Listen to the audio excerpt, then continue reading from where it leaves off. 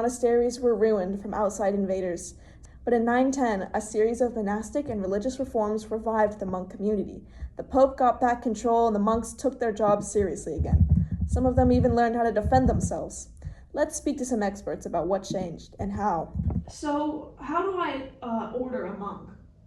Are you asking me about the orders of monks? Or... Yeah, yes. Oh, okay. Yes. Well, there was this guy in the 5th century named Saint Benedict of Nursia who created the Rule of Saint Benedict, which was basically just a code that most monasteries and monks followed in the early Middle Ages. One example of this is Cluny. The Rule of Saint Benedict was so prosperous because it was moderate and not very strict. It focused on moderate asceticism. Oh, my uncle had that. He lost an eye. Oh, that's great. Well, asceticism is refraining from the worldly pleasures such as food and sex and money in order to be more true to God.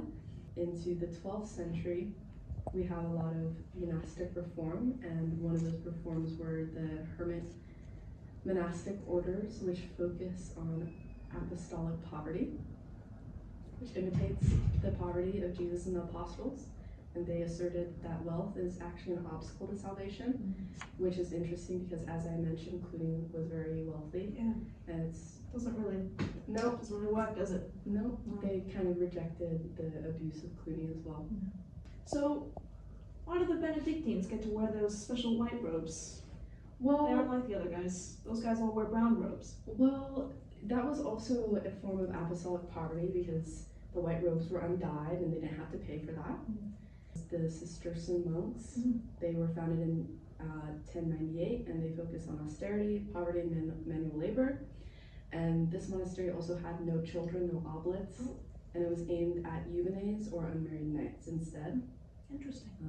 But they still kept the idea of asceticism as a way to battle the temptation from the devil.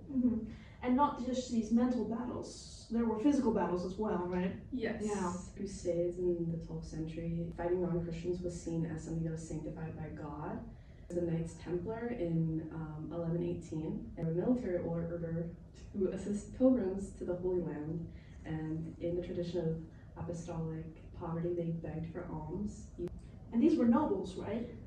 Yes. So they were like pretending to be poor? They were cosplaying the poor people. Essentially. Yeah. Essentially. And if you were poor and not noble, if you were voluntarily poor, it was shameful, and there was no sort of God grace in that. Yeah.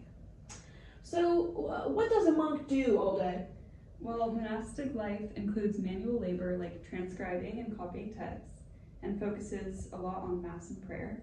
But under the Benedictine reforms, monks drifted away from manual labor and focused more on liturgy and religious services.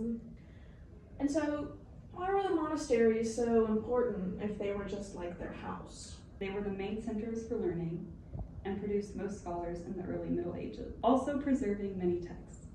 They contained great wealth and land and also spread Christianity. Monasteries were used for political prisons sometimes, like Childeric after Pepin's election, and retirement homes for nobles like the Merovingian Carloman. Brotherhood between monks was also really important. So, like a frat.